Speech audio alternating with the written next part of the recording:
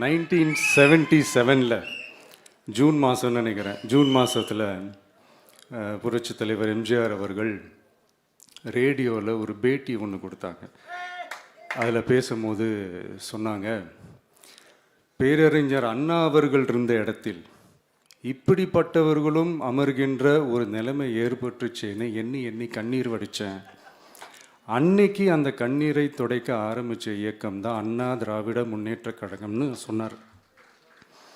அதே மாதிரி 2017 அப்புறம் 2021 அப்புறம் தமிழ்நாட்டுடைய நிலைமையை பற்றி யோசித்து பார்த்த நம்ம தமிழக மக்கள் காமராஜர் அவர்கள் இருந்த இடத்தில், அண்ணா அவர்கள் இருந்த இடத்தில், எம்ஜிஆர் அவர்கள் இருந்த இடத்தில் இப்படிப்பட்டவர்களும் அமர்கின்ற ஒரு நிலைமை ஏற்பட்டுருச்சேன்னு